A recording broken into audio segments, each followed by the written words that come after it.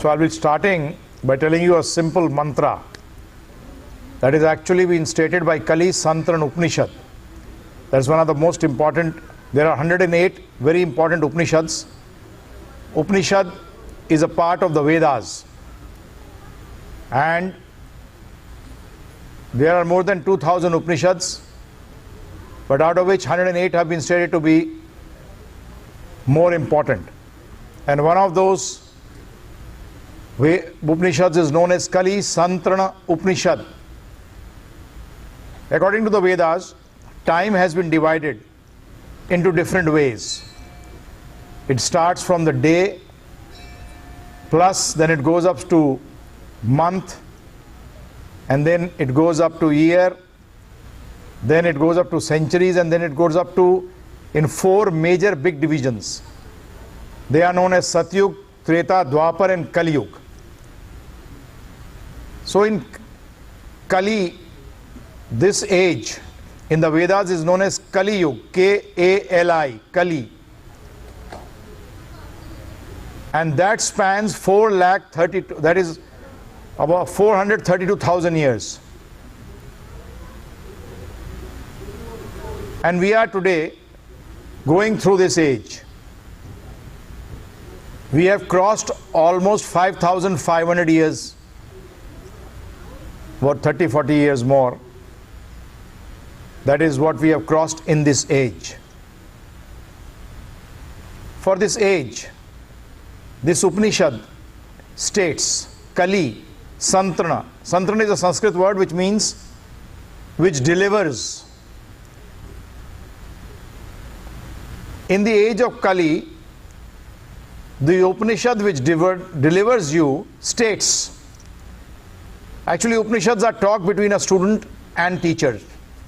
Most of the Upanishads, student is asking a question and the teacher is replying. Now the teacher in Sanskrit is known as Guru. Guru actually means heavy. And it also means Guru, who takes you away from darkness of ignorance. And Guru also means heavy. Heavy with what? Not with obesity, not with weight, but it means heavy with knowledge. He is heavy with knowledge. So Guru, these are some of the meanings of the word Guru. So in this particular Upanishad, there is a person who is acting like a student. His name is Narada. He is asking one of the first student and teacher of this universe, and his name is Brahma. He's been asked this question, that what will happen to the people of this age of Kali? People will be very, very sinful. And what does he mean by sinful? That people will not be interested in God. What does that mean? They will not try to know about God. They will try to use God. There are two different things. One is you try to know God. Other is you want to use God. So when you try to use God, that is not a very good proposition. And that is a sinful attitude. And slowly people will understand that they don't need God. Actually they can get everything without going to God. And this will take them towards more sinful activity.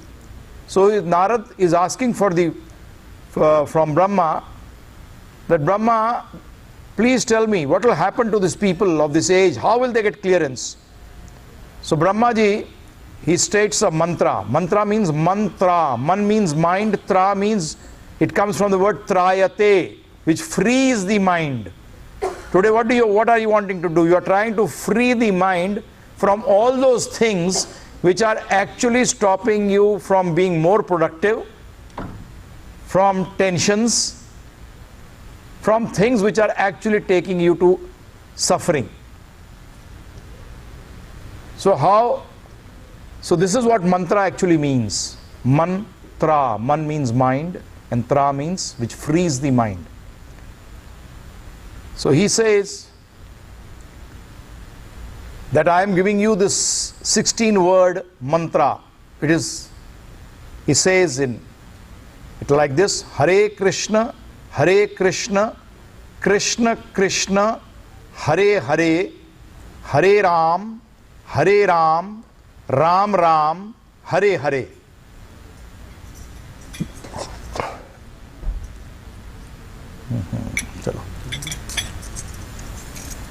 So these are the 16 words. It constitutes of 16 words.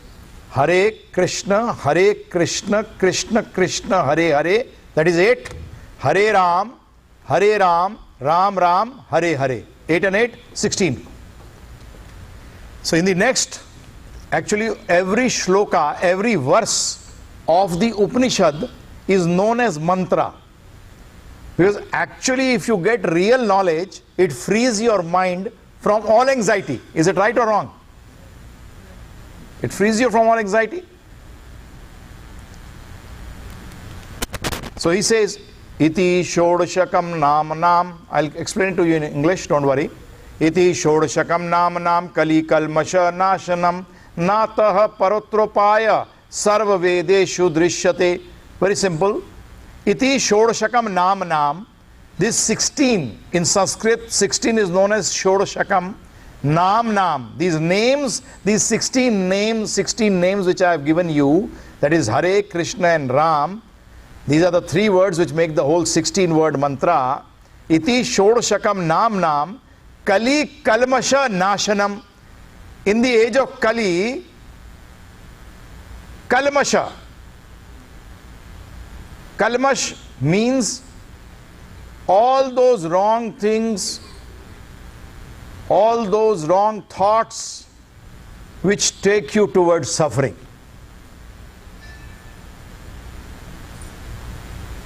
Iti Shodashakam Nam Nam Kali Kalmasha. In the age of Kali, Nashanam. Nashanam means it will destroy all those things which are actually inauspicious for us, which do not give us happiness. It will destroy that. And then the next line, it says, Nataha Parotropaya. There is no better process than this. Nataha Parotropaya. Upaya. There is no better process than this. Sarva Vedeshu Drishyate. Sarva means all. Veda means, actually try to understand Veda. The word Veda means knowledge. It is not, Veda translated into English means knowledge. And knowledge does not belong to any particular country, to any particular person. Knowledge is universal. Is it right or wrong? Knowledge is universal. So Veda actually means knowledge. Gyan. It comes from the word with. With means to know. So the Vedas give you answers to anything or everything which you have to know. Sarva Vedeshu Drishyate.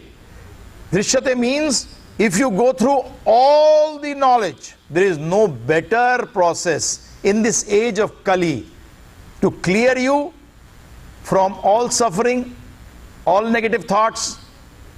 There is no better process. So I'll repeat this mantra. So when we start, and the best part is this, in this age, mantras have been stated that they should be chanted in specific ways, in specific conditions. If you don't do them, then you don't get the results. Sometimes people say, no, this is Kali Yuga. You can do them. No. I ask them a simple question. If there is a rule and there is an exception, then the exception to the rule should be stated. But there is no exception to the rule. We can't constitute our own exceptions. So the rule is very clear. So here I have quoted to you one of the most authentic books of Veda. In this age, it is very important to chant this. And you can chant it anywhere, in any condition. You may be walking, you are sitting, you are driving. You can chant anywhere. But the only thing is you have to chant. And the best result will come when you attentively chant. Actually, attentive word means meditatively chant. Now what does meditatively chant mean? When you chant very attentively, actually you are meditating. So what do you mean by that?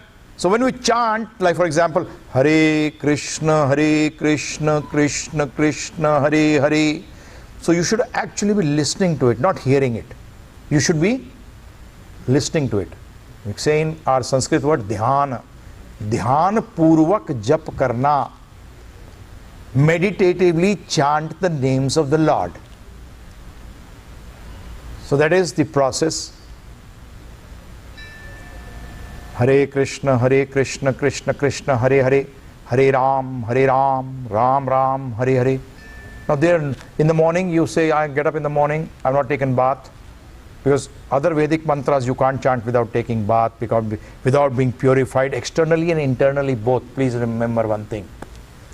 Externally and internally both. Not only externally. No, sorry. It should be, when you come to that level, then you are allowed to chant those particular mantras.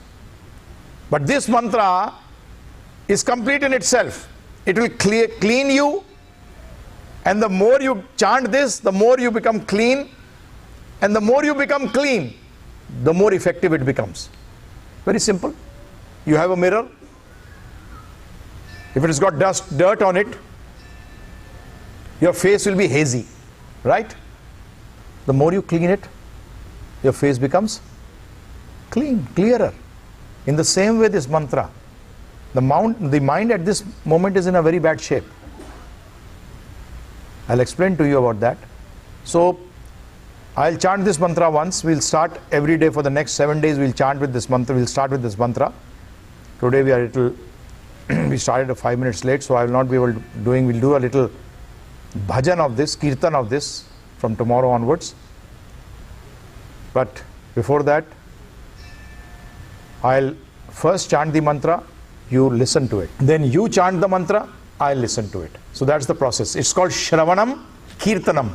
First listen and then sing or speak. That's what we do in college also. First we hear from the teacher and then we become teachers.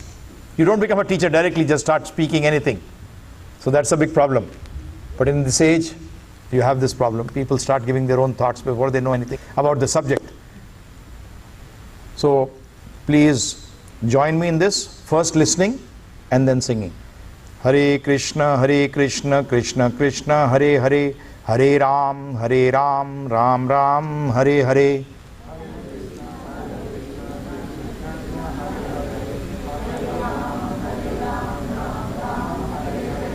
It will be better for you if you close your eyes. Close your eyes and just let this sound vibration seep into you.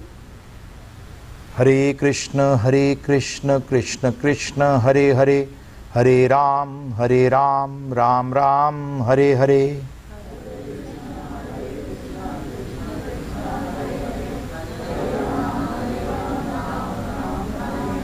Hare Krishna, Krishna Krishna, Hare Hare.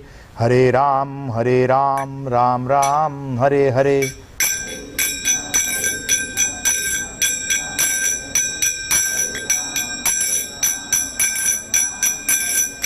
Hare Krishna, Krishna Krishna, Hare Hare. Hare Ram, Ram Ram, Hare Hare.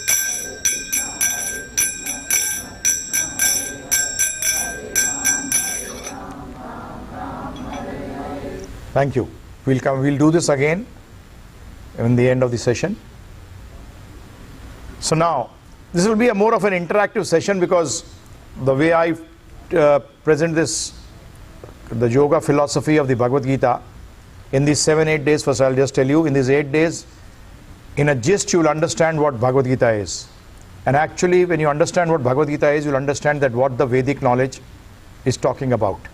Actually, you'll come to know that what all knowledge is talking about. It is going to be the essence. So, I'll put up some questions. I'll want some answers from you, so that I come to know that on what level you are moving. So then I'll also come down, I'll also come to that level, and then we'll work out. It becomes easier. Otherwise, I'll keep speaking. I do not know what level you are working on. You may be on a higher level. I'm talking on a lower level. Our frequencies should match. So that way I come to know.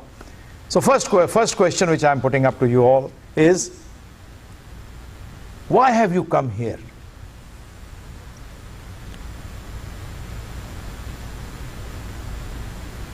There should be some reason. Yes, please. To know about Bhagavad Gita. Okay. Yes. To learn about devotion. Very good. To find meaning of the life. Yes. To know about God. Yes. It grounds you. Okay. Anyone else? Or mostly this is encompassed? Yes, please. To know about spiritual life. Very good. So now let's see, are you coming with some different purpose? Because if everyone has got a different purpose, then we are finished. Our session finishes here only. Right? Because that way I'll have to give 8 days to every one of you. But now I'm going to just prove it to you that actually the goal of all of you is same. You want to know about Bhagavad Gita, right? Why?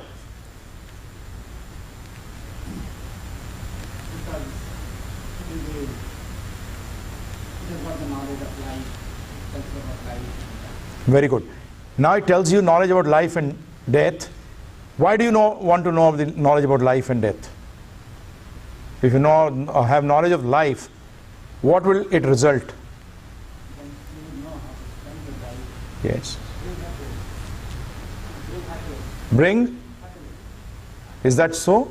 Not necessarily. I want to understand what my life is, where it is going, where it should go, and what I can do. So, right, if you go in that line where it should go, and you should do what you should have to do, and you know the purpose, then what will it result into?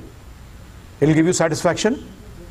Well, it will, I'll reach the goal like, life supposed to be, I'm doing that, whatever it is. Right. So what feeling will it give you if you know the right thing, what you have to do, and you reach the goal which is your life has been made for? What would that give you? I've achieved what I've given this life and what it's supposed to be. Yeah. But after you achieve that, what would you feel? Happy, right? So happiness, right? You want to know about devotion? Why? I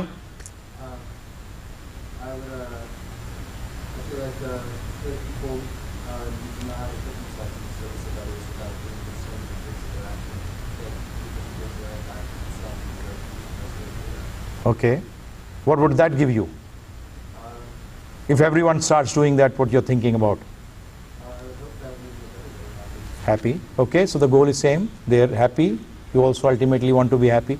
Why do you want to know about spiritual life? Because the material life seems to have no joy anymore. I would like to go ahead in a different path. It's okay. So no joy. So that means if you go to the spiritual life, you get joy, you get happiness. Okay, is that right? Yes, you picked up that point. About knowledge. What else? There was some particular point was there. Yes, you said something about, yes, madam, in the end, you said, yes? It grounds you, yes. If you feel grounded, why do you want to be grounded?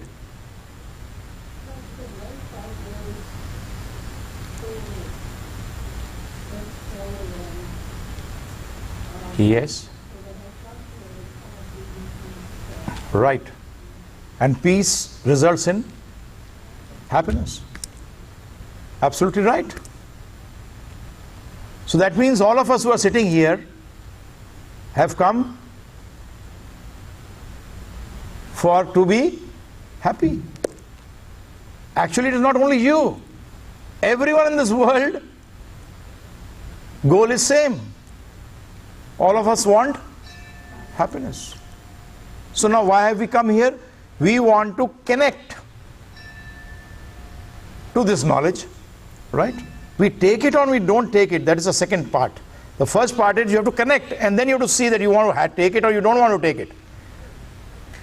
That's why in the Bhagavad Gita, in the end also, Lord Krishna tells Arjuna, Yat ichchesi tatha kuru. Now I've given you the knowledge, now do as you wish. Now do as you wish. No, he does not intrude into our independence. He does not intrude. God is not intruding into our independence, please. So that means we are trying to connect, we are trying to link.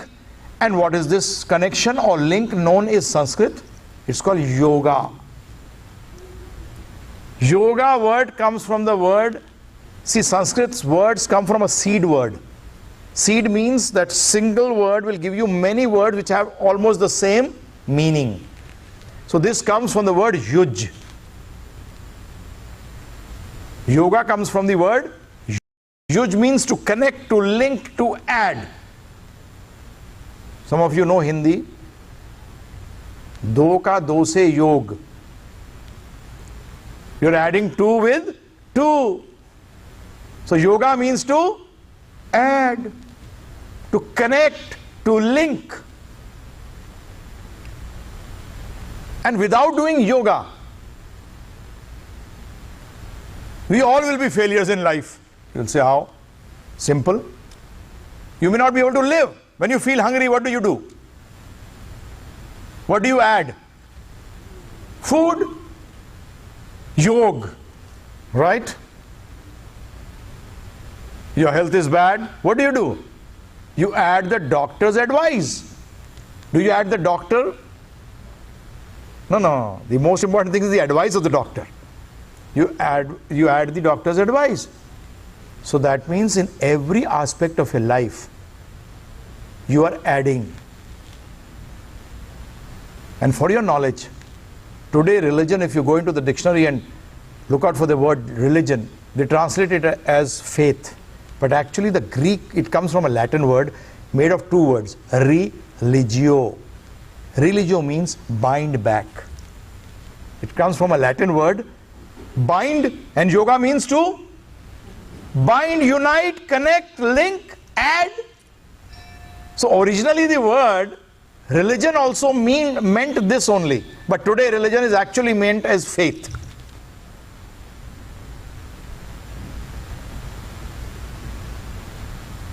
So now, if you add some person in your life who's not good or right, what will happen to you? You'll have problems. You go and eat food which is actually gone past its expiry date. What will happen? You fall sick. So that means you'll have to have knowledge to link with what? So that the result is favorable. You understanding? So you'll have to have knowledge. So with what should you link? So in life, all of us, why do we go to school? To get knowledge. By knowledge, what do you get? Wisdom. Sanskrit, two words, Gyan, Vivek. You don't go to take knowledge only. If you take only knowledge, actually you remain a fool. My Guru Maharaj used to say, you should become wise. You should become wise. And what does wise mean? Discriminate. You should know how to discriminate what is right and what is wrong. With what should I connect and with what should I not connect? Are you understanding? We'll take, for these sessions I'll tell you, we'll take questions after every session. I'll explain to you what actually, in Sanskrit there is a word satsang. This is what we are doing is satsang. What is actually it means. In India also people do so much of satsang, but they do not know what the meaning of satsang is. And I'm telling you one thing, that it is not that it is difficult for you to practice it, because I'll just give you an introduction of myself in 2 minutes. I was not I was maybe born in a Brahmin family. In India they say, oh, he's great, he's born in a Brahmin family. Though my father was in the armed forces. He was more of a Kshatriya than a Brahmin. He was in the army. I studied in convent schools. I did my hotel management. I've been a general manager of a 5-star hotel. So I was leading a normal, you can say, a life which actually in reality didn't have any meaning. I was just going ahead.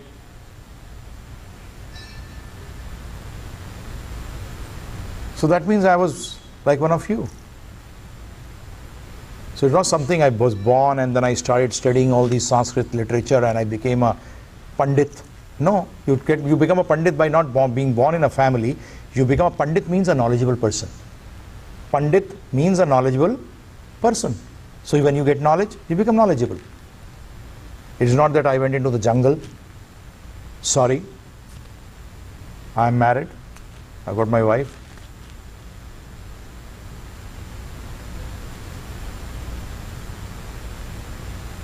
She is also from India. She is basically postgraduate in law. So I just want to come to you so that we can talk. You'll not think that I'm something, oh, this sadhu has come and he's come from the, I don't know from which Himalayas or all. Sorry, you don't have to go to the Himalayas.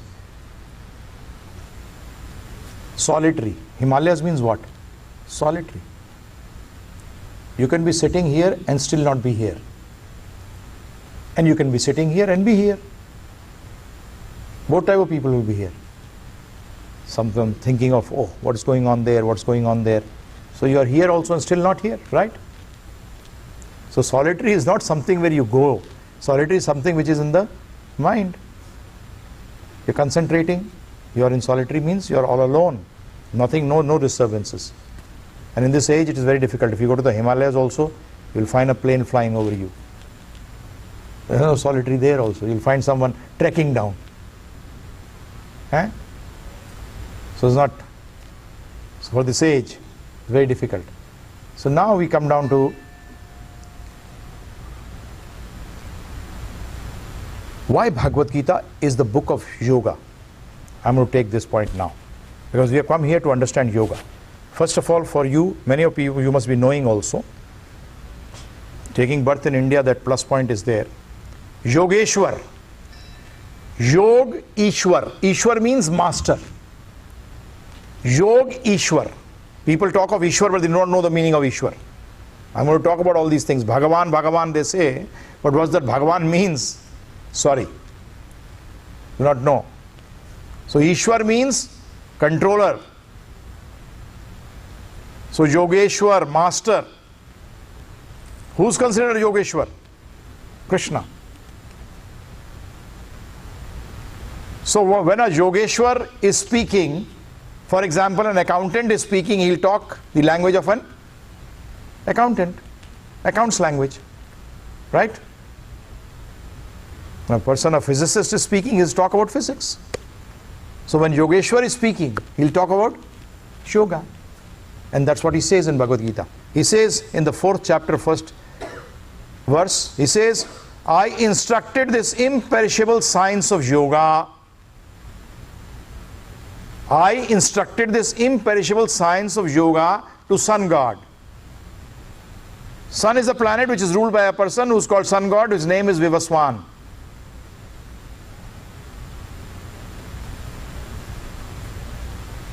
It becomes difficult, oh my God. No, you go to some very remote village in the African jungle, you find cannibals there, not wearing any clothes. They'll be maybe having leaves on there, wrapped around them. And you talk to them about clothes, or you talk to them about skyscrapers, they'll say that you are grown crazy, right? Is it right or wrong? You talk to them there, he says, come on, we can't build a single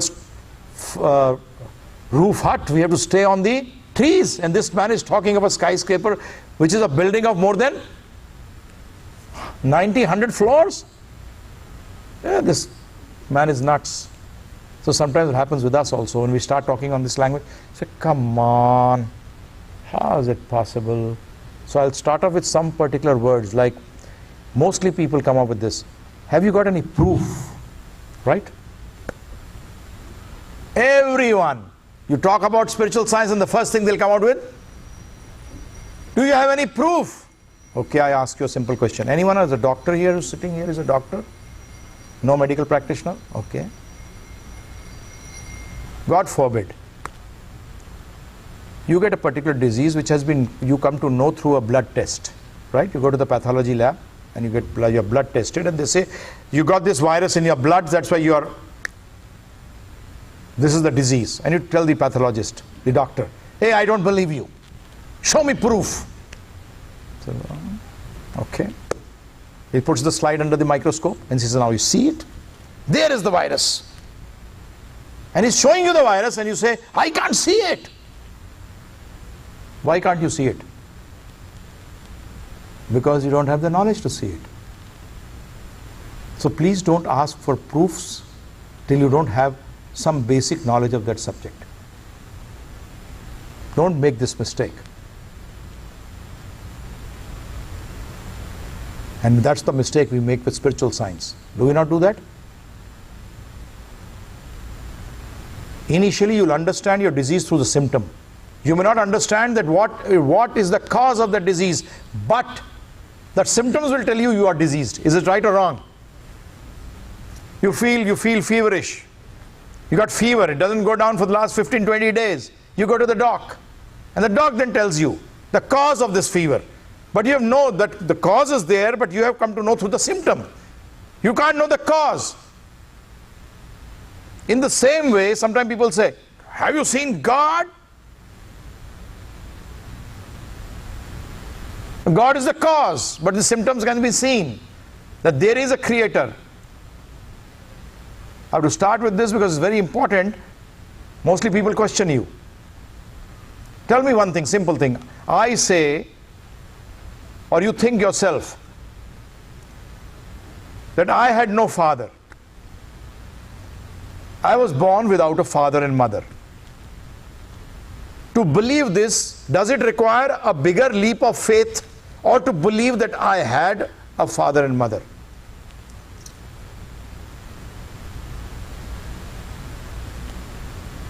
I'm repeating again.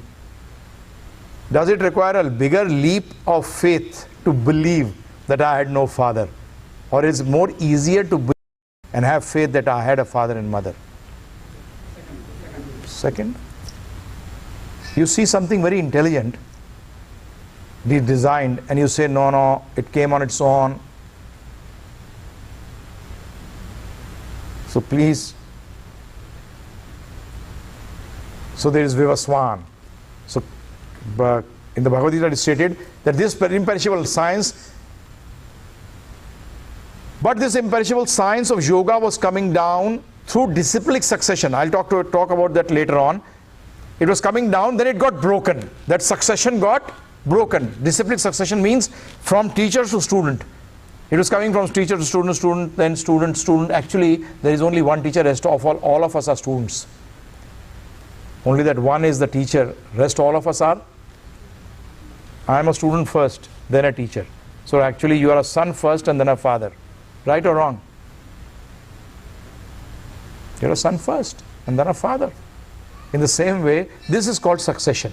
So what happened? This succession got broken. So Krishna is telling Arjuna, now I'll give you this same yoga, I'll teach you. So in Bhagavad Gita, he is talking about what? Yoga.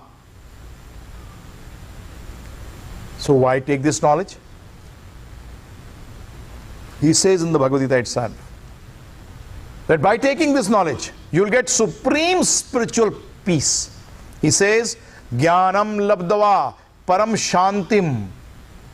Param shantim. That means you will get spiritual peace. And why did he say param? Try to understand this word param, Sanskrit. Param means which is away from this material nature. I'll explain about in detail in the next coming days. What does material nature means, what spirituality means. Actually what is spirituality, but today I'll tell you what spirituality is. But in detail I'll talk to you in the coming days. So it's param. Para means away from this material thing is known as para, is away, is higher. That shanti, that peace you'll acquire. Now what does spirituality means? Try to understand these words you'll have, because I'll be again and again repeating these words. Please try to understand. Spirituality, one quality of spirituality is this: it is eternal. What is it? It is. That means it does not finish. And the other meaning of spirituality is it grows. It stays and it never goes down. Now how do you get happiness? So there are 3 steps to happiness. First, you will feel satisfied. In Hindi we say santosh, Sanskrit. Satisfied, then after you are satisfied you get peace, and when you get peace you get happiness. Please don't try to jump the gun and go directly to happiness. You will not get happiness. We don't want to be satisfied and still want to be happy. Not possible. Because the first step to happiness is satisfaction. Satisfaction gives you peace, and peace gives you happiness. So here Krishna says that by taking this knowledge of yoga, what will you get? Supreme peace. That means supreme happiness. What are you after? Temporary happiness or permanent happiness? Permanent happiness. Yes. And remember one thing, in this world there are very few smart people who will be trying to know that where they can get permanent happiness. We are basically after temporary happiness, which is actually not happiness. We'll talk about it. Next he says, having achieved this knowledge, he quickly attains the supreme spiritual peace. Then he says, when you are situated in the boat of transcendental knowledge, you will be able to cross the ocean of miseries. I'm repeating this. Jnanam plavena eva vrijam santrashishyasi. He says, when you are situated in the boat of transcendental knowledge, you will be able to cross the ocean of miseries. But we don't want to take knowledge. Why do you come to the temple? Actually, temple is a place where you should know about God. You should be taught about God. Because here everything is there which can keep your mind steady so that you can think, you can be told about God. That was actually what temples were for. But today we have got half temples. Coming to temple is good. But you should know about God. You should be taught about God. That's very important. And here Gita, Krishna is saying, when you are situated in the boat of transcendental knowledge, what will happen? You will be able to cross over the ocean of miseries. So what does this mean? Small miseries though is nothing. Ocean of miseries you can cross over. But by what? By transcendental knowledge. Now what is this transcendental knowledge?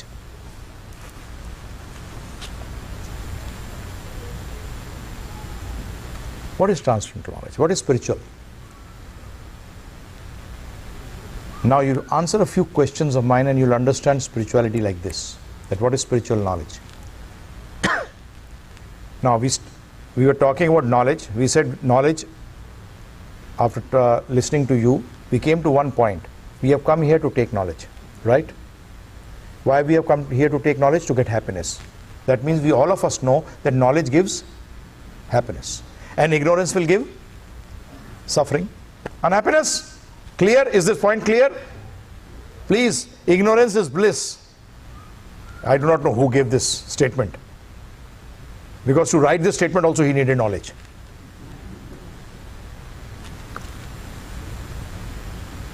Sorry. Ignorance is not bliss.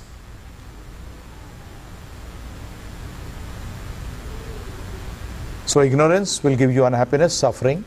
That means you will be unsuccessful. Please. Because today we relate everything with success. And who's a successful person? Who's happy? Today we rate success that how the other people think about us. Oh, he is great. That means I'm successful. Though I may be myself in a very, very bad soup, I may be still thinking, oh, others are thinking like this. Sorry, no. If you are happy, you are successful. And how will that happiness come? How will that success come? By knowledge. But tell me one thing. In the last 200 years, has peace increased or decreased? Because peace is satisfaction and peace are actually the basic components of happiness. In the last 100 years, okay. Has satisfaction and peace increased or decreased? Decreased. That means happiness is also decreased. But in the last 100 to 100 years, knowledge is increased or decreased? Increased. Oh my God, that's not a right combination. Because he said where knowledge increases, happiness should increase. But knowledge has increased, but happiness has decreased. How do you match these two? That's a big tangle. How do you get out of it? Simple, there can be only two reasons. One, that this knowledge is not knowledge. And the second is, when you hear the second one, you will say, no, the second one is right. That this knowledge is lacking some other knowledge, due to which this knowledge has not been able to operate.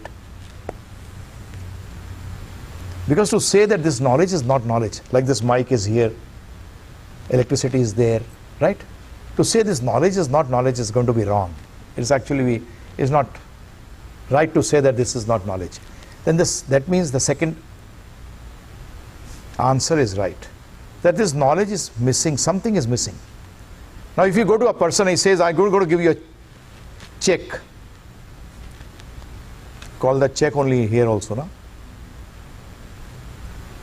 Because check has got two connotations. In India we call that bill and you call it check here. So he says, I'm going to give you a check, and he starts writing zeros. 1, 2, 3, 4, 5, 6, 7, 8, 9, 10, 11, 12, 13, 14, 15, 16, and he's writing those zeros. And you are going, oh my God.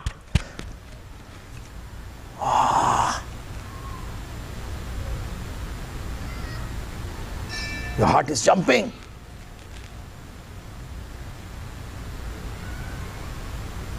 And then before that, he puts a line like this.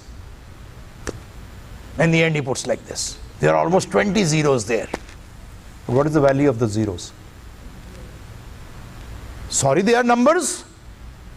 If you write numbers on the check, they have value. But sorry, the zero in itself has got no value. It's got no value. But this is the number. What number would you like to place before these zeros? 9. Yeah, that's a smart person. Because sometimes people say 1, and you're crazy. You have to be smart, write 9. Same question I sometimes put up in India. I ask them. In Europe also I used to put up this question that if Bill Gates says, ask whatever you want from me. So what you should ask? So they'll give me different answers. When I go, you just tell him, adopt me as your son. And you got all the inheritance comes to you. And write down in your will that everything will be inherited by my son, adopted son. So 9, yes, absolutely right, 9. When you put a 9 before these zeros, all these zeros will have value. In the same way, this knowledge today are big zeros. I'm not saying to finish this, no. That will be foolishness. A smart person uses everything in the right way, right? Snake also used for treatment of snake bite. But it should go from the hand of a chemist, right? A pharmacist, not directly. If you take it directly, you're gone. So in the same way, these numbers, these zeros, today knowledge is like this. I sometimes say it is like half-cooked food. If you're very hungry, you get half-cooked food. When you eat that food, what would you say? You'll say, great. But after 1 hour,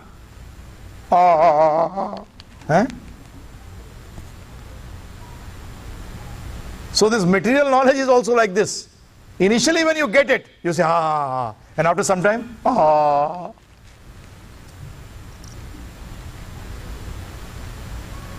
It is not giving you that peace. It's not giving you satisfaction. It's not giving you peace because it is not made to give you that. Those zeros on the check will make your heart go thumping. But in the end, when he puts a line like this, draws a line on both the ends, you're finished. You'll say, come on. You may get a heart attack. So now what is that knowledge missing? Because in these zeros, what was missing? A number. In the same way, knowledge can only be completed by knowledge. Number can only be... Now if you put 0, 0, 0, and then he draws a man in front of it. No use. He puts his photograph in front of it. No use.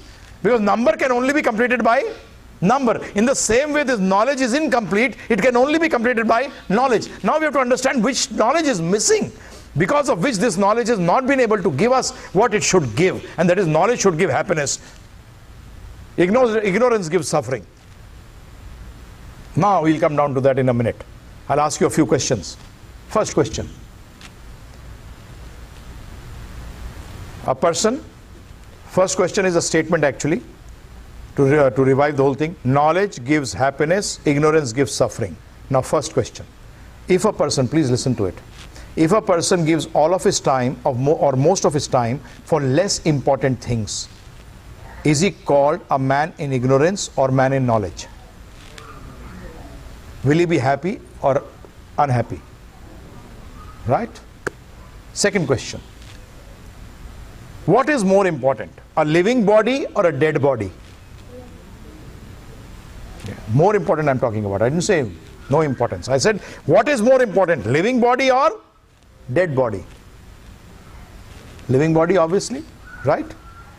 Now, what is common between living body and dead body? Body, absolutely right. Now, third question.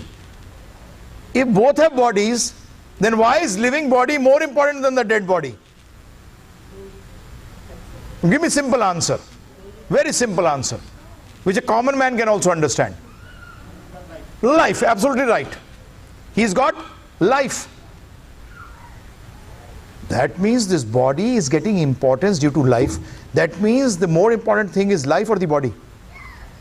Life. And how much time are you giving to understand life? And how much time are you giving to understand things about this body? Your whole life you're giving for this body, not to understand life. Everything which you are doing today, all the advancement in technology, in science, in you name it, all knowledge is basically just connecting to the body, not to life. There is not a single, you can't, for coming here also, when we talk of spiritual knowledge, you say, I don't have time.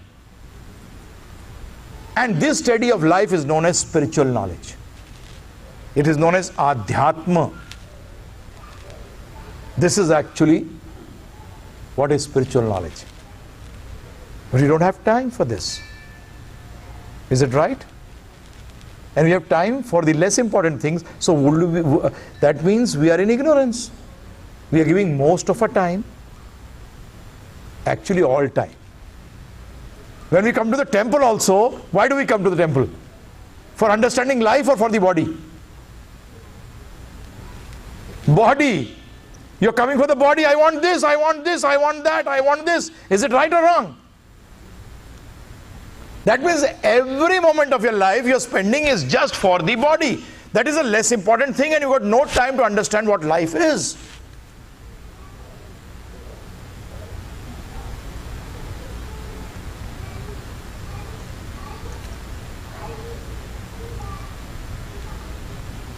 And in India, that's got one thing which is a big, what should I say, big hoax going on, that you should study about life when you grow old. Spiritual knowledge is for old people. So I tell my father, Ramana, you are a crazy person. You want to be happy when I become old. He says, yes. Because I have been suffering, so you should also suffer throughout your life. And yet when you become old, you take spiritual knowledge and be happy. But when is knowledge taken? Actually, knowledge starts from the mother's womb. Abhimanyu learned this knowledge of Chakravyuh in the Mahabharata, how to fight in the womb of his mother. How to fight a war. There were special formations in the war. He learned it inside his mother's womb. Child starts hearing, starts learning.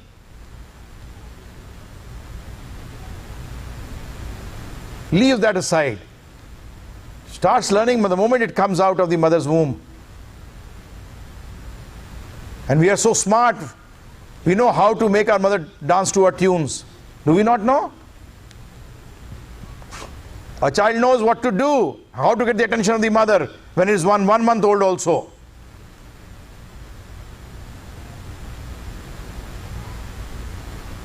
So that is why the Vedas say that this spiritual knowledge and material knowledge should be taken side by side. Please understand one thing. It does not reject the material knowledge, please. Now, for your understanding and for what was the name? Lord Macaulay, Lord Macaulay, in 1830s, he wrote a letter to the British Parliament where he stated that it is not possible to rule this country, India. They have got incredible knowledge, and I traveled the north to the length and breadth of India, and I did not find a single beggar or any person in any want. Then he says, but if you break their faith in their knowledge, it will be easy to rule them and make them feel that whatever is British is better than what they have. And I'm sorry to say, they have been successful, and they are still being successful.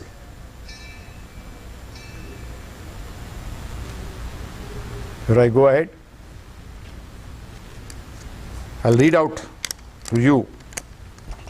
I've got this in my card, visiting card. Eminent British historian Dr. Arnold Toynbee. He's written almost 12 volumes on history. He's considered one of the topmost. He's no more. He expired a few years back. He writes, it is already becoming clear that a chapter which had a Western beginning will have to have an Indian ending if it is not to end in the self-destruction of the human race.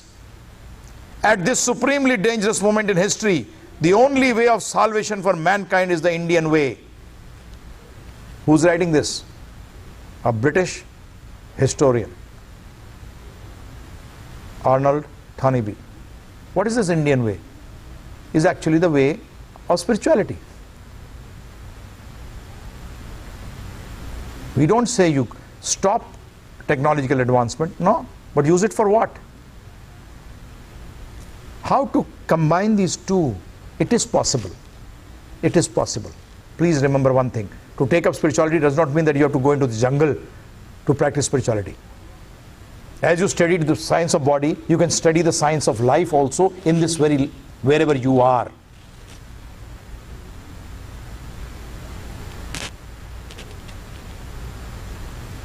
Now, we have been doing yoga. We have been adding material knowledge in our life, right? Now let us do yoga with spiritual knowledge. Yoga is not only physical exercises, please, for God's sake, that is also bodily identification, right? When you do these asanas, why are you doing these asanas? To keep your body fit, right? Again, not to understand life. Whereas the asanas are a part of the Patanjali yoga system, in which it starts from yam niyam.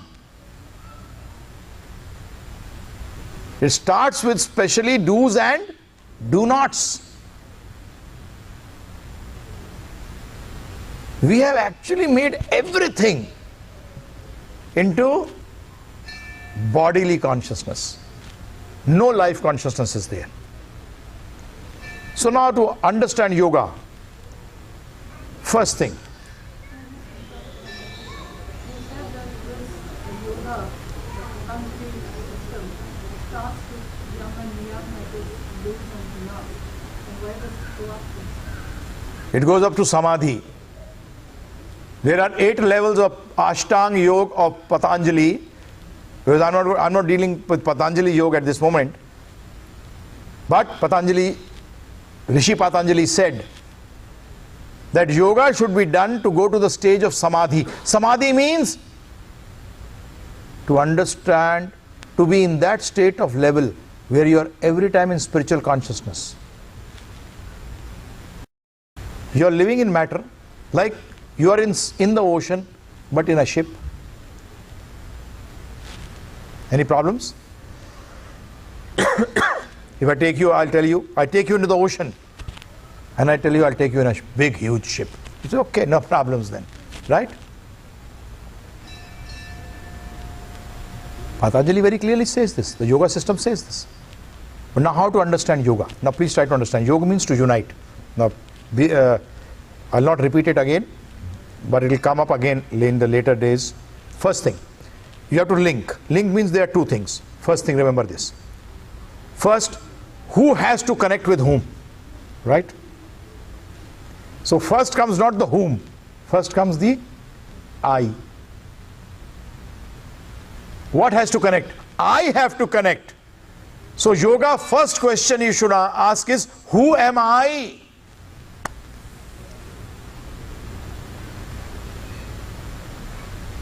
Just a trailer I'll give you. You say every day, this is my body. When you say this is my house, are you the house or you are the owner of the house? You say my car. Are you the car or you're different than the car? You're different than the car. And you say my body. That means you are the body or you're different than the body? Come on, you never think about that also.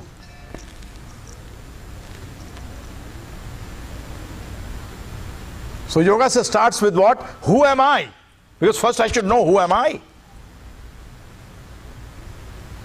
I want to connect. For example, I want my car is out of gas. So first I have to understand, if my car is not moving, and I see the gas meter, no problem with me, the problem is with the car, because if you become unconscious also, then also the car will not move. So you understand that the car, in the same way, first understand who am I. Next, with whom have I to connect? Because I want to connect for getting happiness which should be eternal, which should be permanent. I don't want a temporary happiness. I want something permanent. Do you want a permanent job? A permanent business? You want permanent.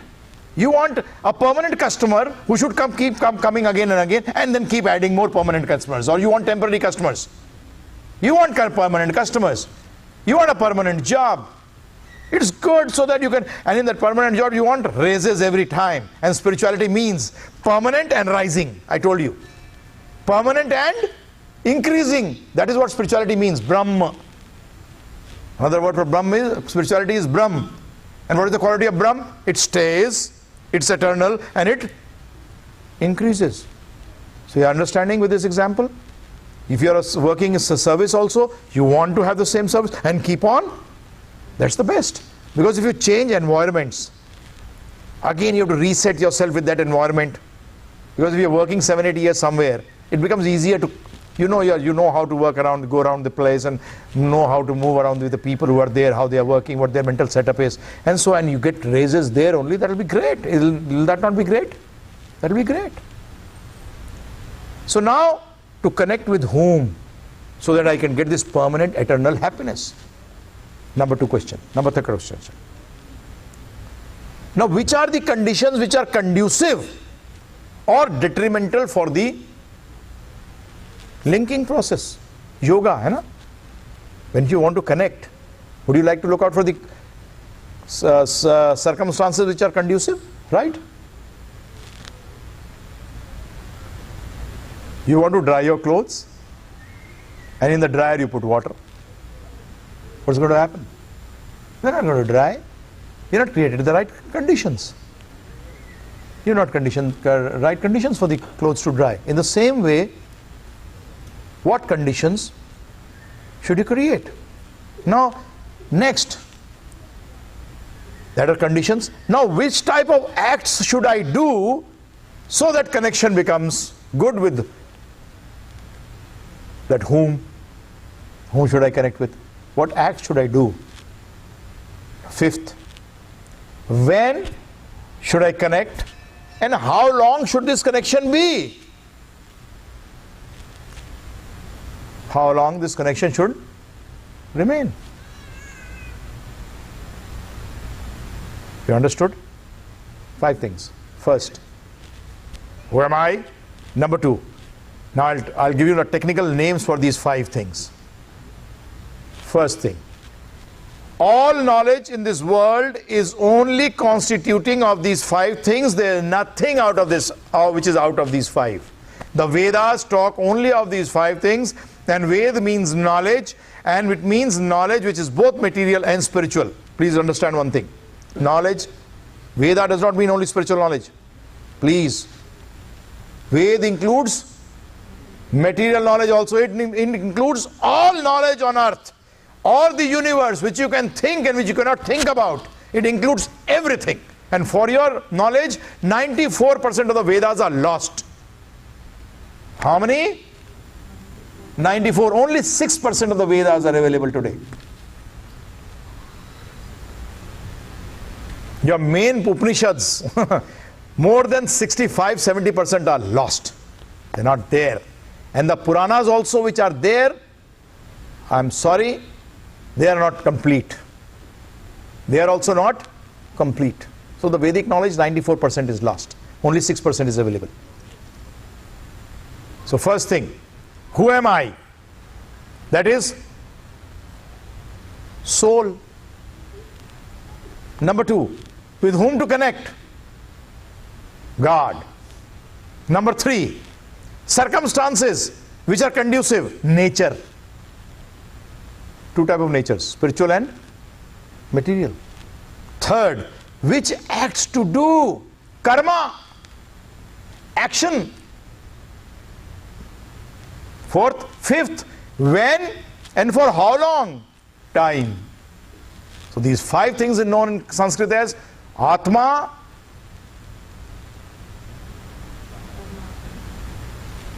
Karma, third, time, fourth, nature, fifth, the controller of all this, whom we call as God.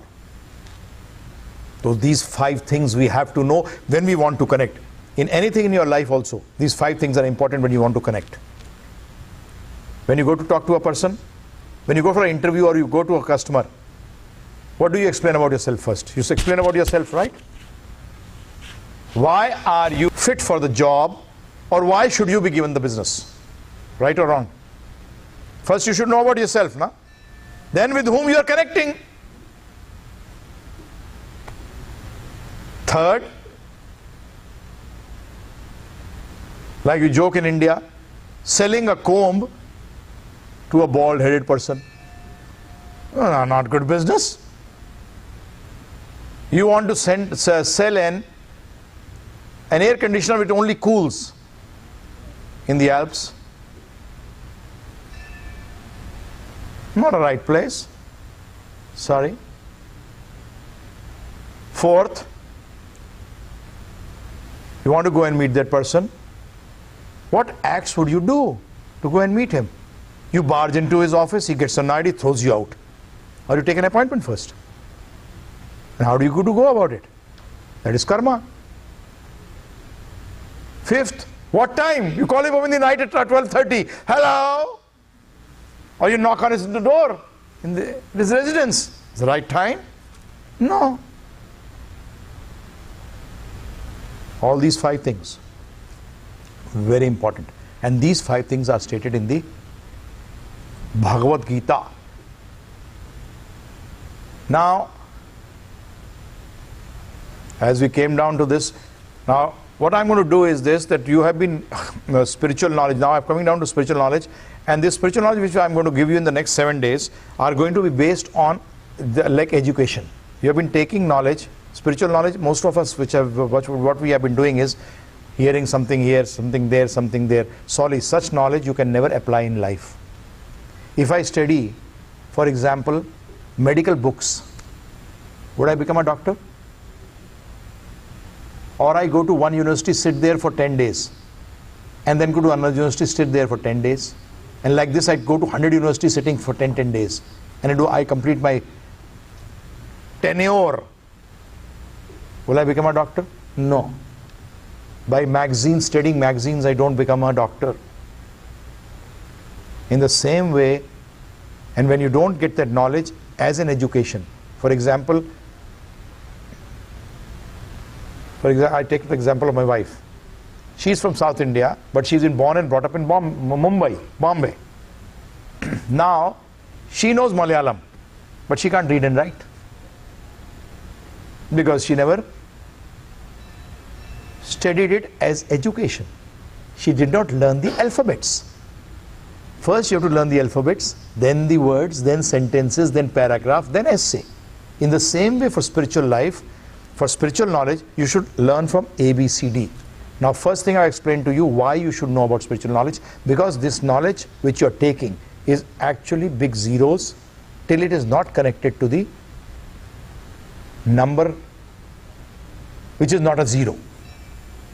Yes, there are different yogas also. They are on levels of 1, 2, 3, 4, like this. They are levels. Please understand one thing. Vedas, as I told you, talk of material education, material knowledge also. So don't think if you get material knowledge, no, I've got spiritual knowledge because it's coming from the Vedas. No, sorry, Vedas mean knowledge, and knowledge can be of lower level and higher level. There are different levels, and the same thing is Vedas. So first thing I've tried to put across to you is why take spiritual knowledge. That by adding this knowledge, all your activities will get purpose behind it. It will give you eternal happiness, it will give you peace, it will remove tension from your life. Today we are so tensed that our productivity is high or low? Low. This we have seen in students also, because I give a lot of lectures within student community also. So much of tension, productivity comes down. And that's what is happening everywhere. That means if the tension is reduced, our productivity would improve. And we have seen it. We have seen it. So spiritual knowledge tells you how to do it. Material knowledge can never tell you. One statement which I am very against is the win-win situation. Two people can be successful, but two people cannot win. When they run in a race, actually if you want to win, what he picked up was, if you want to win in life, actually you want some others to lose. That's a very bad mentality. That is the first thing which you start with spoiling your own life. Try to be successful in life. When you try to be a winner in life, that means you want others to lose. Right or wrong? In a race, pray that everyone is successful. That means everyone completes the race. That means all of them are successful. Maybe you are running well, so you come first. But you don't want others to lose. You want to run the best way you can. The person who's also come last has also run his best race of his life. So today, everywhere, all motivational gurus and all, win! That means you want others to lose. Sorry, I don't want others to lose. And spirituality teaches you that how you can be successful without trying to make others lose. No, that's not a good mentality. That's a negative mentality which bounces back upon you. That winning is like a mathematics plus, I call it. Material knowledge, try to understand. Material knowledge, that plus you know, is made of how many? 2 minus. Is it right or wrong? The plus is made of, the plus add sign is made of 2 minus. And it has to break. And when it breaks, it becomes 2 minuses. You started with 1 minus, then you had 2 minuses because that you think is plus, but actually all material knowledge is like this. So we are out of the, Bhagavad Gita teaches us how to be away from minus and plus. I don't want 2 minuses in my life.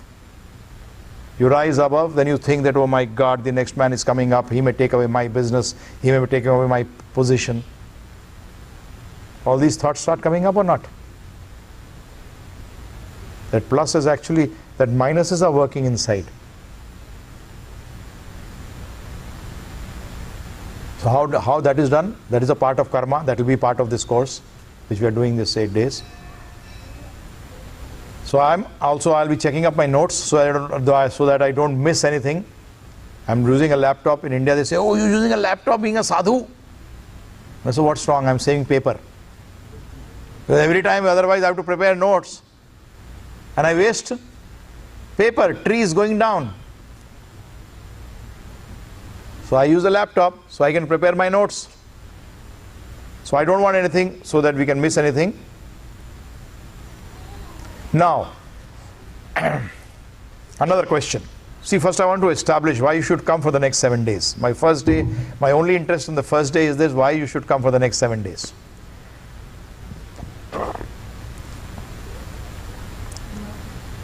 First thing, is there a difference between animals and humans?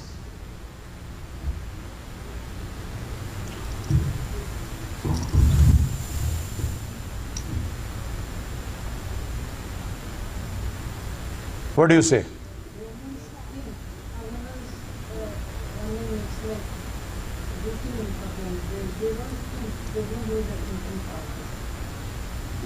Okay. That's what human think. Okay, that they don't think. That's a human thing. That What you are trying to say is that we are intelligent. That we are intelligent so that we can think. And they are not intelligent so they can't think. Or they just do their job routine job.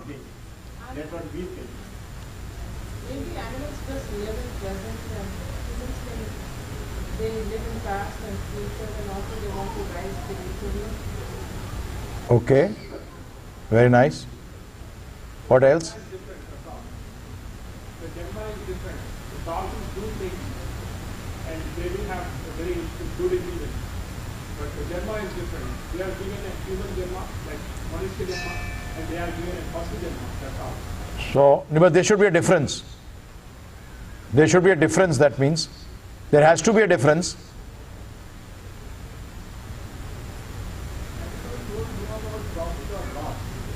Okay. They don't keep accounting books. Yes. Animals cannot have spirituality. Okay. Anything else? They have been given janma, that is okay. But the basic fact is there is a difference between the two. Human birth is higher or not? It is higher. Okay. If it is higher, then what higher things it should do? Yes? Connect with the Creator. What about you?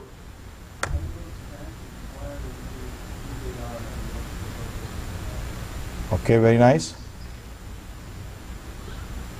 Humans don't behave properly, they are called Pasu. So, they are Yes, what does proper behavior mean? You are right. You're not wrong. You're coming close. According to Dharma. According to Dharma. According to dharma. Okay. jnana. Humans should have jnana. Okay. Intellect. That means the humans have a higher intellect than the animals. Right? That's what you want to say? Okay. Yeah, you're right. Because animals also have intellect. That's why they can be trained.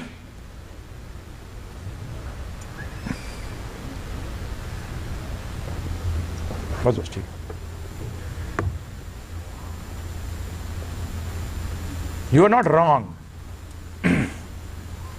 What you're saying is, what all of you said was right. Now let's become more specific. I'll recite before you a shloka which will explain very clearly. Ahar nidra bhay maithunam samanyam etad pashubhir naranam dharma hi eko vishesho dharma hina te pashubhi samana. Very simple actually Sanskrit. Ahar nidra bhay maithunam cha. Eating, mating, sleeping and defending. 4 things. Eating, mating, sleeping and defending. Ahar nidra bhay maithunam cha samanyam etad pashubhir naranam. These 4 activities are common between humans and animals.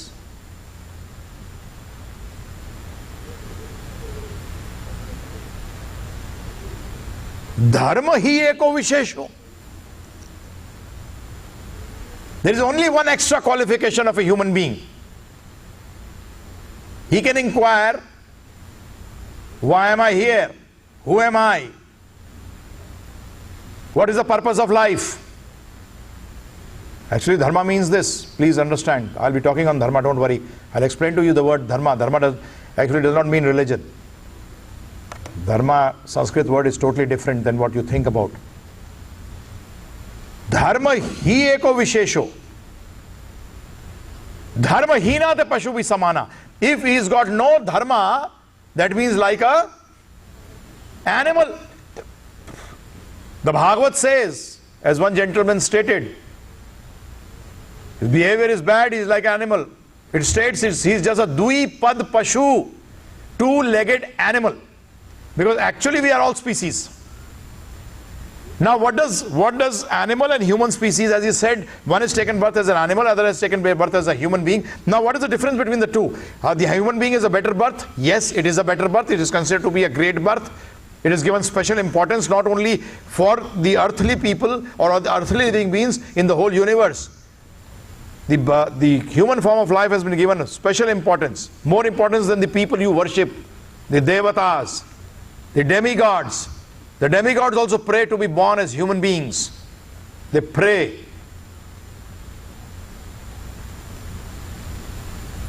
So today, if you see, now let us come down for what is happening today. What are we doing in our lives? Like I said, accounting, profit and loss. Now why profit and loss? If I have profit, what will I do? Eat, mate, sleep and defend. Any fifth activity? Oh, we got big universities, MIT, Harvard, Kellogg's. For what? Eat, mate, sleep and defend?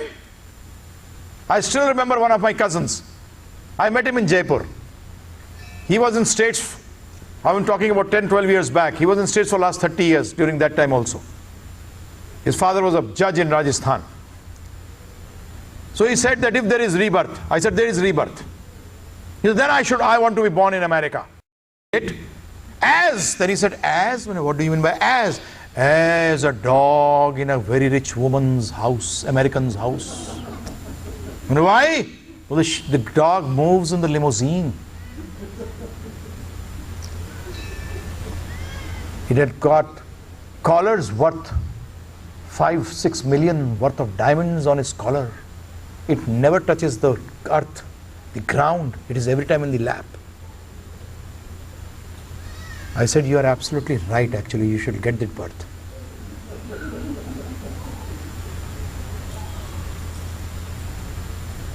My Guru Maharaj, Srila Prabhupada used to joke. He used to say, people say, I am the master, the dog is the servant. But in the morning when you take him for a nature's call, when he stands, you also. Now who's the master and who's the servant? You are working the whole day, he's sleeping in the house. Right? You are earning and he gets the food. He doesn't have to work.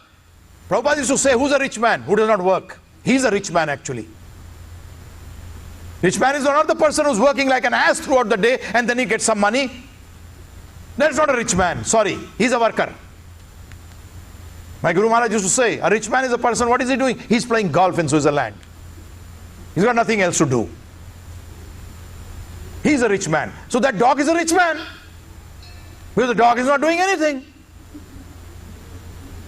And the person who's calling himself the master is actually his servant. I still remember in India, in Delhi, I went to a very big businessman's house and he's asking the servant. He's got a servant for the dog. Oh my God. Because there's so many people, I think so in states you don't have people who are servant, you have servants here. That's why in that way I say India is better. He's got a servant for the dog and he tells the servant, hey, you got the dog in the air conditioned room now? Hey, yes, I have taken him to the air conditioned room. He was feeling very hot. Now what do you want in life? Eating, mating, sleeping and defending? If those are only 4 activities, sorry. In this human form of life you can inquire. You see a plane flying in the air. Have you thought any time what brain that person must have had who's floated this in the air? Do you think a step further to what brain that person must have had who's floated the planets in the air? They were doing this big experiment in Switzerland, I think so, that they were making that big tunnel for Big Bang Theory.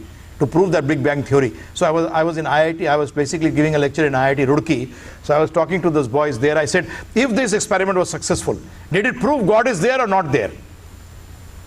So only one student said, by this it is proved that God is there. Rest of them said, no, this proves God is not there, because we can also do that Big Bang and we can come out with something like we can also make a universe. Then I asked that person who said that no, this proves that there is God. I said, you understand that? Why you are saying this? Well, that I do not know, but I feel this experiment proves that God is there. I said, I'll tell you why. There are how many people involved in doing this experiment? So there's thousands, hundred thousands of people involved, making this tunnel, making that vacuum pressure, special pressure, atmospheric pressure, those special magnetic fields. Manika, that means so much brain has gone just to get that experiment through. And they thought by Big Bang, there was no intelligence behind it, it came on its own. And you have to do so much of it. Is it logical to think like that? Then those rest of them also said, oh my God, we never thought like that. We thought if we can make it, when you got the DNA structure, so many people were after to understand that. You need so much of brains, that means the person who designed it, what about his brain? For your knowledge, Isaac Newton, 85% of his time he used to give to prove that there is God. And only 15% of his time used to go for his experiments. And it is actually history, because story is something which can be imagination also, but history means his story. History can never be imagination. So I'm not saying it is Newton's story, it is Newton's history. It comes there that he had a friend who was an atheist. He was also a scientist. So once he prepared a model of the universe, and he had kept it in his lab, and this friend of his walked in, and he walked in, he saw this model, and he asked Isaac, who made this model? So Isaac replied, no one. This friend of his says, hey, come on, don't joke, tell me who made this model. He says, I'm telling you, no one made it. He says, see, this is the last time I'm going to ask you. If you don't tell me who made this model, because this is one of the best models of the universe till to date, I walk out and we are no more friends. He says, come on. For this model you say there has to be a person who's got an intelligence, but this main model, from the main thing from which this model has come, you think it has no intelligence behind it? How can you think like that also? So please, just eating, mating, sleeping and defending. My Guru Maharaj Srila Prabhupada actually used to call, he said people who are involved in this are nothing but royal edition of animals. Like you have 2 editions of books now. One is the normal edition, other is the special edition, hardbound, gold lettering. But what has it got inside? The same what a normal soft copy book has got. In the same way, oh, I dress up so nicely, I sleep on a bed. For your knowledge, when I joined the hotel industry in India, I had a very good experience. It actually helped me to understand life better. There was a person who used to come in every day for lunch, and he used to have cognac with warm water and honey, VSOP. And he was every day there. So once he just walked into the kitchen and he called the chef. He goes, hey chef, come here. This man, so the chef came, he says, Mr. Patel, what happened? He says, hey, yesterday your stew was useless. So you did not like it? No, my dog did not eat it. He says, sir, don't worry, today I'll make such a stew that your dog will enjoy it. So when he went inside, he went back into the restaurant, I asked the chef, yes, hey chef, if the dog is not feeling well, you give him the best food, he will not take. But we humans, we would take anything also. If we like something, we're not feeling well, take 1 or 2 bites there, what is the problem? So how do you decide this?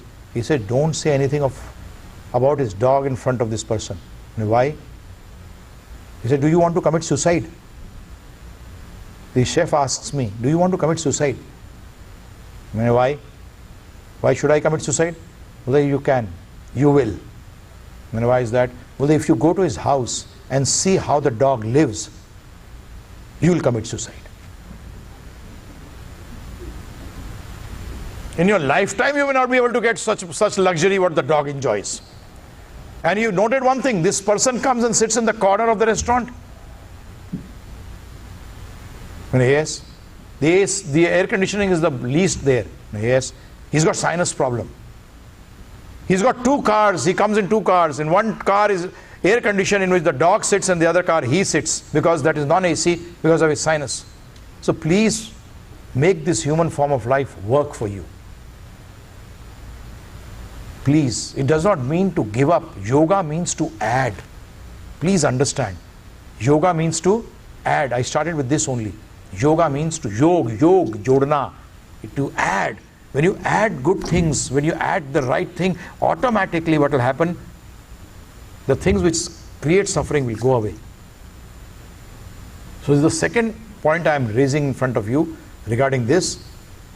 Other thing is this, that a human can understand and plan.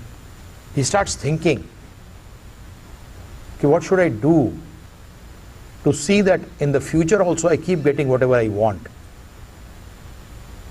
And I can make such things which are permanent. He is every time planning. Is it not so? He thinks about his future. He can think about this question which I raised, flying in the air, plane, how these planets are in the air, they are with some energy. They are in the orbit due to some energy. Can energy exist without an energetic? Can power be there without powerful? Not possible. Second question. When you see a dead man and a living man, have you ever inquired what is the difference between the two? Animals don't inquire. They just smell and go away. Third, one has got life, other has got no life. You may ask why this life is there. There can be 2 answers to this question. One answer can be, there is some chemicals which are finished, like a battery. Other question is this, that something is within the body which leaves the body. I'll be talking on the soul in more detail tomorrow. And I'll be placing before you certain scientific facts as well through common sense and intuitive knowledge to prove that the soul is there.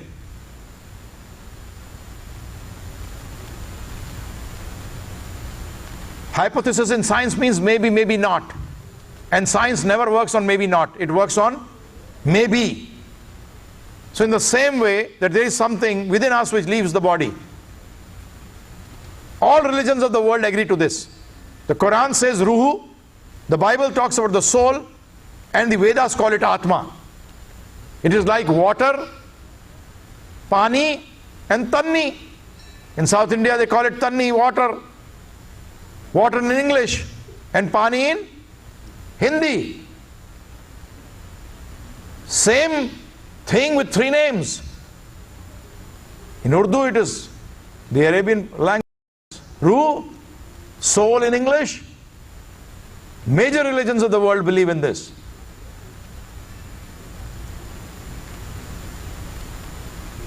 Next question. If there is a soul, what is the connection between the soul and the Creator? Is there any relationship? Have you any time inquired about these questions? No. Why? The most important thing in life is just leading life without any purpose. I ask people, why are you leading life? To die one day? Is it not that for that we are leading life? One day we'll be dead, finished, gone. Is that life? That's why I ask one more question. If you get a chance of opening a shop, from morning till evening you earn millions of dollars, and in the evening someone comes, all cash, you're getting cash payment, no credit cards. All cash payment comes on your counter, and in the evening, 6 o'clock, a person comes, he takes away everything. Would you like to do this business? You say, come on, are you crazy? That's what happens with us. Whatever you have done in your life, what happens? Everything left. All your attachments, all your things, all your house. Sorry, that's not only the reason that you lead life. This human form is very important. So I request you to please take it seriously. And again, repeating time and again, this is yoga, you have to add. And that is what Bhagavad Gita is talking about. Now, I'll raise a few things about happiness. Please try to understand. Very nice point which was raised by my Guru Maharaj, Srila Prabhupada. He said, actually what you're thinking as happiness is nothing but reducing suffering. It is a reduction of suffering. Try to understand one thing. What happens? When do you feel happy? When your desire is fulfilled, right? When your desire is fulfilled, you feel satisfied, you feel peaceful, you feel happy. But tell me one thing, at that particular point of time, are all your desires fulfilled, or there is a queue or a line of desires? There is a queue of desires. So how can you say you are happy? That means your desires have not been fulfilled. That shows that your suffering has come down. You have not tasted happiness. Like when you go to the hospital, you used to joke. The person met with an accident. The first day you go to him, he's lying like this with all that plaster, and he's asking, how are you? Very bad. And then next, after 2 days, you go, how are you feeling? Good, good. Hey, still you're lying like that and you're saying good. What's this? Is it not what I'm talking is right or wrong? You have one desire fulfilled, but you got a queue of 100 desires. That means what have you tasted? Not happiness, please. Reduction of suffering. Reduction of unhappiness, and you think it to be happiness. Not tasted happiness till now. I'm talking of that happiness, that bliss. That is called bliss. That is bliss. That is spiritual happiness.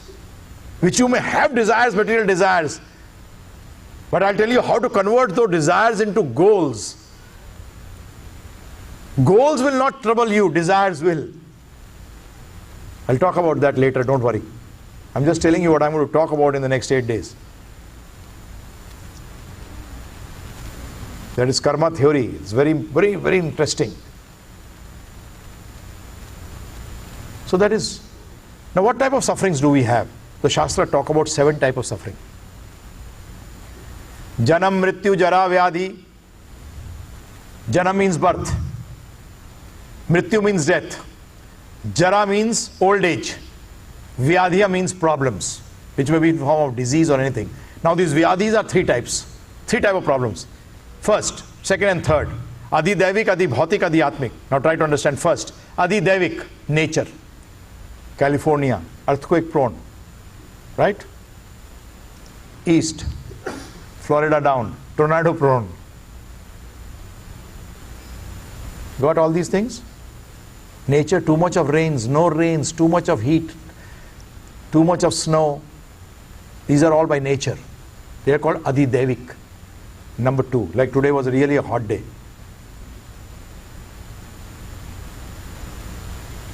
Next, Adi Atmik. That means by your own body and mind. Remember one thing, tension is one thing which you have created yourself. There is a difference between 2 Sanskrit words. Tension and dukh is not the same. Tension and suffering is not the same. Please remember one thing. Tension which you have called upon yourself. I'll explain about these 2 words also, don't worry. And the moment you understand the meaning of tension and suffering, then you will understand, oh my God, what am I doing? You are actually, you invite suffering in your life.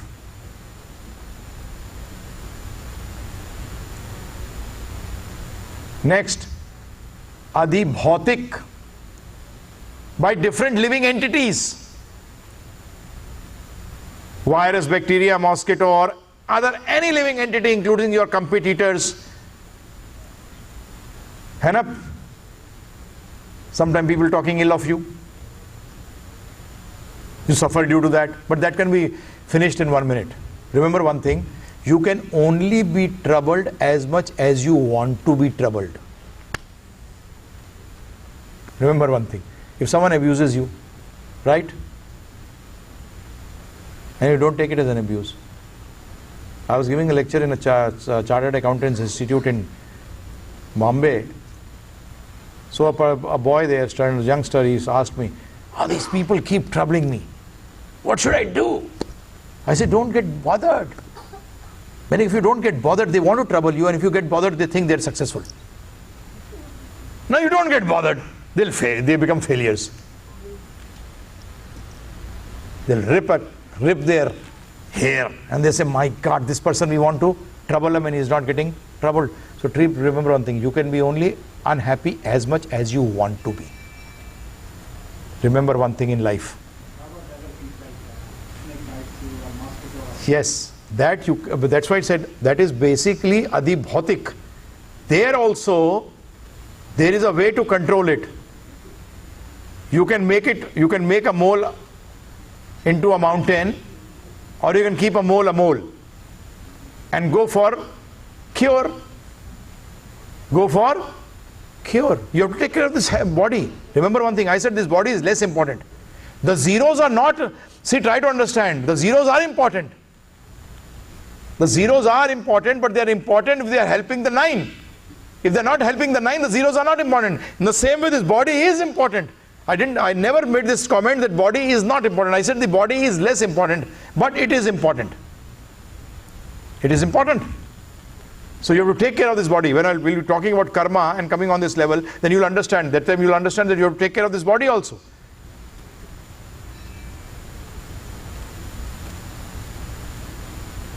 But most of our tensions, which I'll talk tomorrow, because your tension is something which is really, stress is good, tension is bad.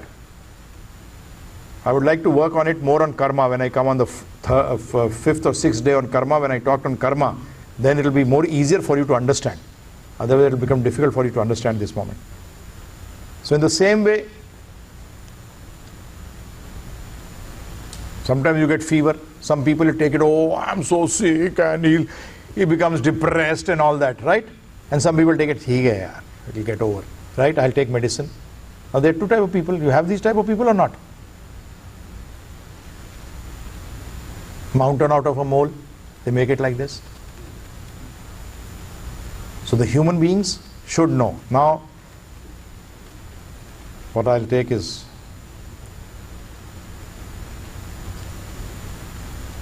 now, why should we study the Bhagavad Gita? Very important. Because we're going to talk on Bhagavad Gita, because this is yoga of Bhagavad Gita. First thing I told you, Krishna is Yogeshwar. He is the Ishwar of yogis. That means he is the main man. So what he has spoken in the Bhagavad Gita, as I told you, chapter 4, verse 1, he says that this is what? Amar Yog Vidya, knowledge of yoga is eternal. And that I am going to give you, Arjuna. So that's what I am giving you. So in the same way, why Bhagavad Gita? First thing, please try to understand. As I told you, 94% of the Vedas are lost. And if they were not lost, you did not have the time to study them. None of us. Because that is a full-time thing. Number 2, it is good for us that they are lost, so that we don't have the responsibility of reading them. Right? Number 3, Krishna knew that the people of Kali Yuga, of this age, would want shortcuts. Why did technology come in? Give me one example. Tell me, why did we bring in technology into our life? And very important thing you're missing, faster time, and that is what you don't have. Technology has succeeded or failed? You don't have time. Why was technology there? You have more time, you save time. Save time, what is that? Convenience? No, you're dependent now. You were independent before, now you become dependent and you call yourself, I am independent. Okay.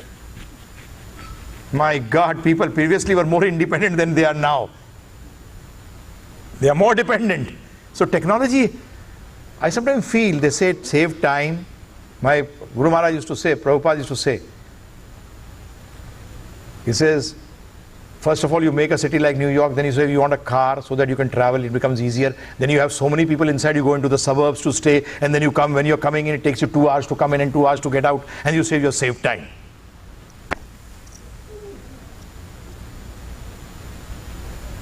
What are we doing? So Krishna knew that we like shortcuts. In this age, we like to have shortcuts. How fast can we do things? So he said that these people will also like a shortcut in the Vedas. So he gave us the shortcut in the form of Bhagavad Gita. Remember that when I talk to you about these names, when I give you these names are just like people, the topmost people in their field. Like when you talk of physics, you talk of Einstein, Bohr, right? Okay. So in the same way, these people are actually these top scientists of this field. Adi Shankaracharya, Ramanujacharya, Madhavacharya, Nimbarkacharya, Vishnu Swami. These people were actually the elite of this knowledge, and they stated that this Bhagavad Gita is actually the essence of all knowledge. Adi Shankaracharya ji went up to the extent of stating that if the Vedas is the cow, then the milk is Bhagavad Gita. Because he never thought there will be people who will be eating cows. Prabhupada used to say, be smarter.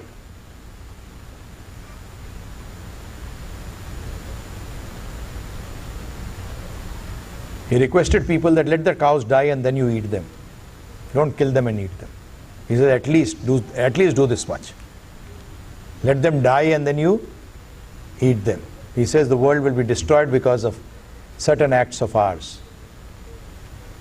People who sometimes talk of charity and then they basically are non-vegetarians, I tell them actually you're making a fool out of the people and making a fool out of yourself. Because the amount of land, grains and water which go in taking care of these animals which you're going to consume is enough to feed more than 50 times the population of this earth. You want facts? I'll give it to you tomorrow. Because these facts come out of states. They don't come out of any other country actually. That reincarnation is a fact is proved from states, not from any other country. People have done researches here. The person who actually, tomorrow when I talk about the soul, I'll tell you, the person who invented Xerox was the person who gave a person here $1 million in 60 so that he could work on the concept of reincarnation. Henry Ford believed in reincarnation. Socrates believed in reincarnation. Einstein believed in reincarnation. There are a number of people actually, the people whom you talk when you talk material science, but you don't look into these parts of it, that who believed that there is reincarnation.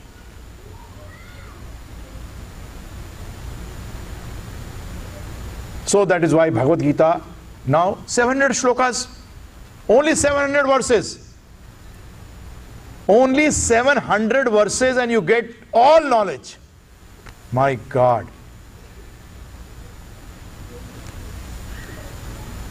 So easy?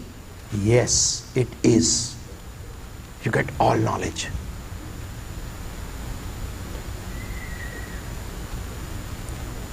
Next point. Why Bhagavad Gita? Is it for me? Yes, it is for you. Because it is spoken to Arjuna. Now try to understand. It's spoken to Arjuna. Arjuna was actually a married man, right? He was not a sannyasi, a person of renounced order. No, he was very much a worldly man. Number one, first point. Number two, he was going through the stage of first stress, then tension, then depression, and then suicide. Yes, he went through all these four. If you read the first chapter and the beginning of the second chapter, you will realize that Arjun went through stress, then tension, then depression, and then in the suicidal mode, which actually people do. How? First thing he was in, stress is good, stress is not bad. But when stress becomes tension, it is bad. He was stress shows, he said, Krishna, take my chariot between the two armies. I want to see how my opponents are setting up their army. Stress. Good, you should know what your opponents are doing. Not wrong. I'll talk about it in karma, please. That how stress is not bad. Stress is good. Then how it became tension? Oh, if I kill all those people, then how will I be happy going into the future? Tension started cropping in. What will happen in the future? What is tension? Thinking of the abstract. You start thinking, oh, here will die. With whom am I going to enjoy? Who's going to see my success? All these things started cropping in. And then what happens? Depression. What happened in depression? First chapter, you read the first chapter, last verse. His bow slipped from his hands and he fell down on his seat. Depression, this happens. You lose all energy. And then what did he say in the second chapter? He says, let these people come and kill me, I will not do anything. Suicide. What is suicide? Coming death and you don't want to stop your death. So that means it is applicable today. It is applicable today. We are going through these stages. We actually, stress we don't keep for a long time. We go into the tension mode immediately. And then go into depression mode. And today though I am shocked, basically what happens in states is there. But in India also, during my time when I was a student, I never thought of committing suicide. If I failed in the 11th standard, we used to have 11th at that time in 70s. Hey, this is not Kumbh Ka Mela, it will come after 12 years. Every year we have an exam. What is the problem? I'm not going to die for it. But today, you'll be shocked. No reason. The girl committed suicide because the parents did not take her for the marriage of someone. And when they come back, she's hung herself. Did not note, you did not take me for the marriage, I killed myself. What type of people are they? Fragile. What type of children are we manufacturing? Fragile people, fragile. They have got no strength. And that's what happened with Arjuna. That's what will happen with Arjuna. And now where did he give this knowledge? Very important. You may say, oh, he was sitting under a tree when he had no tension, no problems. You could easily teach anyone when life is like this. Our life is full of turmoil. There's so much of tension in it. But sorry, Arjuna had to kill the person whom he loved the most after Krishna. That was Bhishma Pitama. There is a character, Bhishma Pitama, who was to be killed by Arjun. And he loved him the most. Just think what tension he must be going through, what type of mentality, what must he must be going through. My God, just think, if you have to kill someone who's very close to you, what would you be going through? So that means it is very fit for us, because we are also going through turmoil, but not of that level. That means much easier for us to take it. It is much easier for us to take it.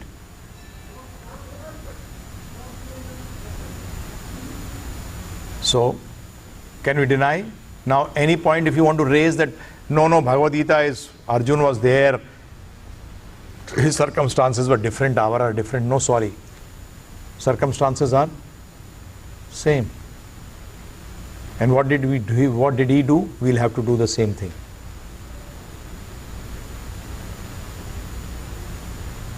So this is the book of yoga, where you're going to next from tomorrow onwards, you're going to do 5 things. Before that, I start tomorrow. The most important thing is this: when you want to take knowledge, you'll have to know where I have to take the knowledge from. Last question I'm going to ask you, and then we're going to continue tomorrow. When you stay in states, I think that you don't have this problem. I don't know if you have it or don't have it. There are problems, I think, that they came up. When you send your student to college, what is the first thing you want to know about the college? Before that?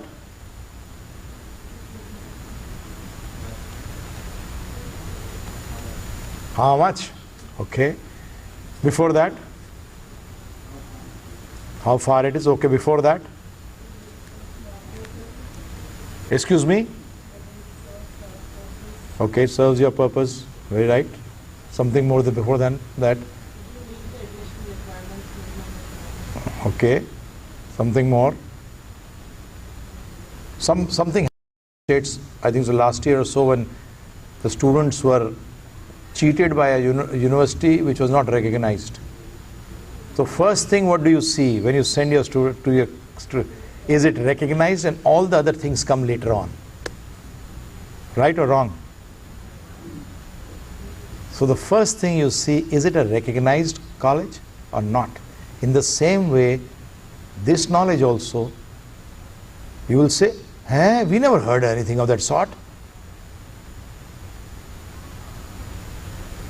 You know, Kali Yuga is the age of dharma or adharma?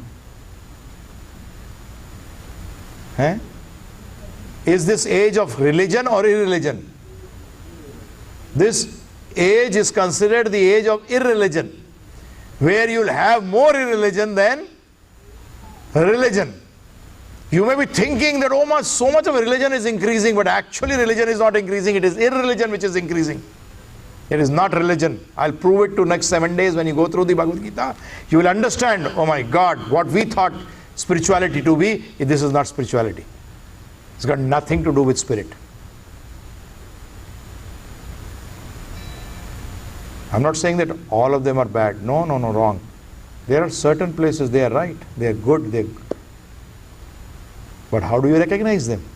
Is the scriptures, are the Vedas talking about it? Yes, they are. That where you should take this knowledge from. Yes, before hearing this knowledge, actually people should have inquired from me, are you recognized? Not by being in a big organization, please, for God's sake. They can be big cheaters also. Bigness has got nothing to do, has nothing to do with recognition. A person can be big and still be recognized. A person can be very small and still be recognized. That's not a point. The point is, have you taken the knowledge from a recognized person? We'll talk about it tomorrow, because that is a very important aspect where you're taking the knowledge from. Because in that way, if you take the knowledge from the wrong source, you'll get wrong knowledge, and when you get the wrong knowledge, you'll have problems. And knowledge should be backed by the scriptures. Very simple. By books of knowledge. They should be backed. No, I think. Please remember one thing. If anything new has come, that will die. If anything which is eternal, will never die. And that is Sanatan Dharma. Sanatan means what? Eternal. It was there. That's what the first thing I liked about Prabhupada. Prabhupada said, I'm not giving you anything new. Old is gold. And that's what the students tell me sometimes. Oh, you're coming out with the same old things which people were talking thousands of years back. Come out with something new. So I asked them a simple thing. When your father was breathing through was seeing through his eyes? Yes. When he was eating through his mouth? Yes. When your great-grandfather was doing the same thing? Yes. When your great-great-grandfather also was doing the same thing? Yes. And what about your great-great-great-grandfather? He was also seeing through the eyes and eating through the mouth? Yes. But change it, it's too old. Sorry, you can't change everything. Some things which are old are really right. They are eternal. They've got no new and old in that. When I talk of time factor, I'll try to explain the meaning of eternity. It's something like infinite, and you ask the person, This is infinite, and you ask him, where does it end? So, come on. When I'm saying infinite, means a beginning or end? No. It's got no beginning, no end. So in the same way, the knowledge, Bhagavad Gita does not change according to time, place and circumstances. And how it will come about, I'll explain from Bhagavad Gita itself, that it should be recognized, and then I'll use the Vedic literature also to prove this particular point. Thank you very much. If anyone got any question, we'll take up one question or so.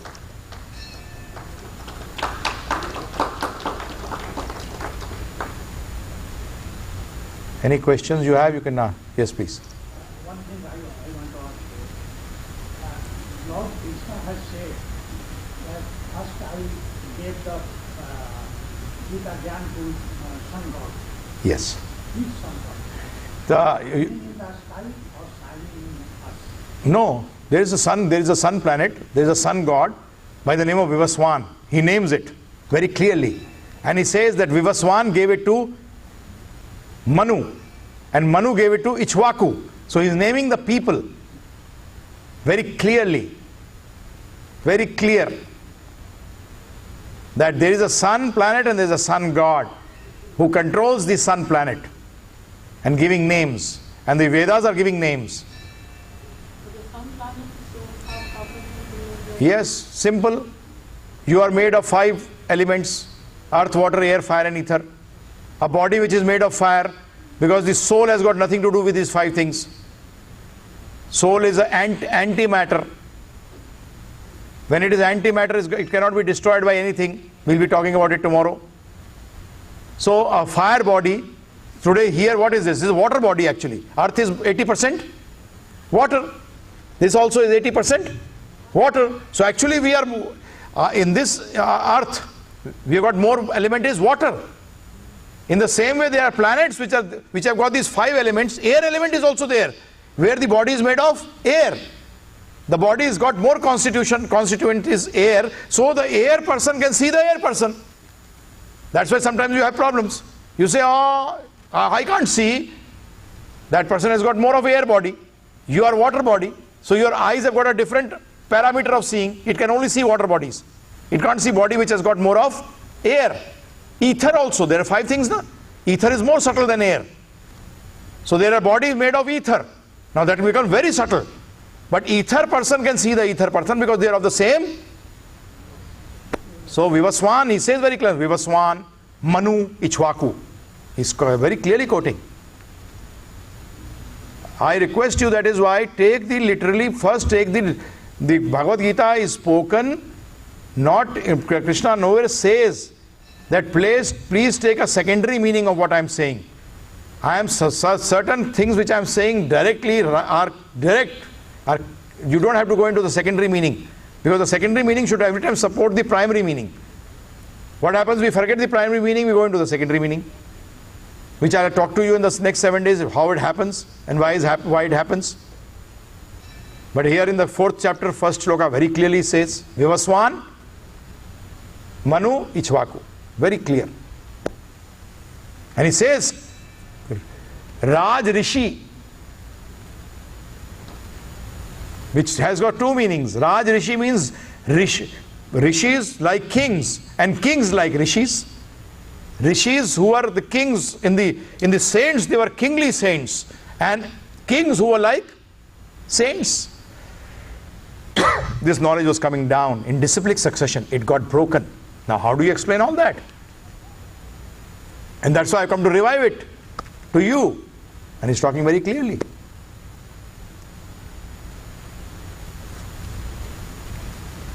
Does it answer your question?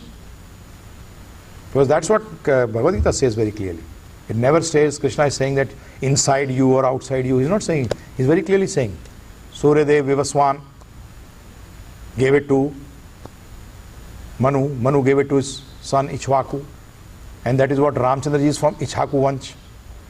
From that Ichwaku, he's called from the Ichwaku Vansh. So that is how it comes. Thank you very much. See you tomorrow. Thank you.